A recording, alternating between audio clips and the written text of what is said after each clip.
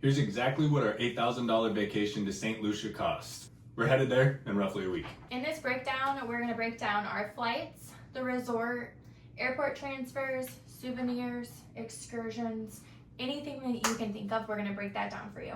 So if you're headed to St Lucia soon, this video is for you. So here's a breakdown of our flights. And as most of you might know, flights are pretty expensive right now. So for our flights, they typically would have cost us $3,701.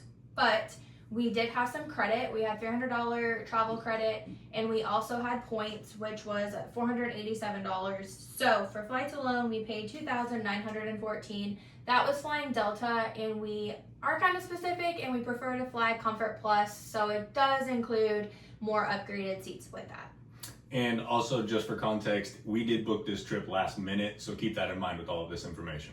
We're going to break down the resort for you. A lot of people think that when you stay at Sandals, it's always super expensive compared to other resorts, and we're here to tell you that that's not always the case.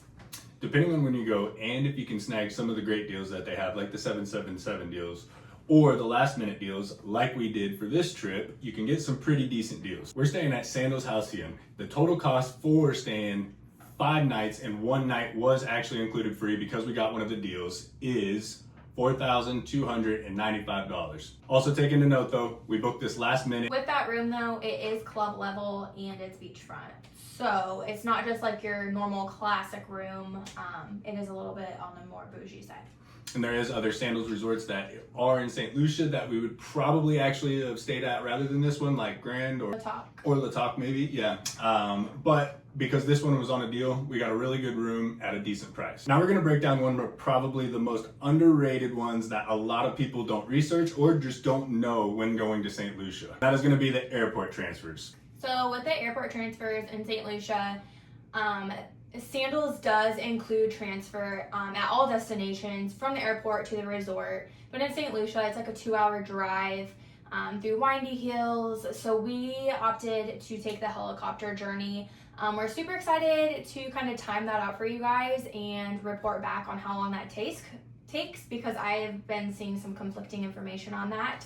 But for the helicopter, it is $200 per person. There's one helicopter company in St. Lucia that does the transfers. They fly you to a different airport and then you get on a van there, and it's about 10 minutes to the resort. Also, side note, there is also a ferry that you can take. We don't know for sure yet. We might take it on the way back to the airport once the trip is over, but we're gonna kind of see more information once we get there. Next, we break down the tips. So for us personally, we take roughly about 100, maybe 150 bucks that we'll do in tips for the time that we stay. And usually we stay anywhere from about 5 to 7 nights. Now, as far as tips goes at Sandals Resorts, we know that's kind of a taboo subject, and we aren't for sure. Just from our personal experience and what we do is we always tip no matter what resort we go to, but especially the Sandals Resorts because they have some awesome employees and staff. And we do ask them if they accept tips, and if they tell us no, then we don't force any money on them. But honestly, a lot of people do take them. All work their butts off. We personally think that they deserve a tip, so we definitely tip. But as far as the rules go and stuff, we're not exactly sure.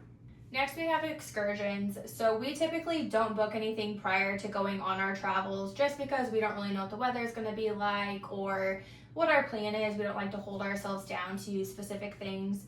But some of the excursions I have been looking into run about $150 per person. So that's kind of what we're basing like our budget off of, is $150 per person.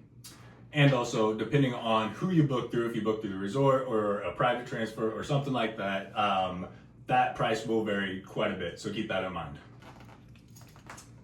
Last thing we're gonna break down is souvenirs. And as you can see, we love some magnets. As far as souvenirs go, obviously it kind of varies person to person, but for us, we always end up getting a bunch of different things while we're there. So we always add this into the budget. And thankfully, we got ourselves a really good packer. If you do forget stuff, obviously that's gonna add some expense to it as well. We only use a carry-on, so we do kind of limit what we get as far as souvenirs go because we need to make sure it fits into our carry-on luggage. And we can take it back home. Mm-hmm.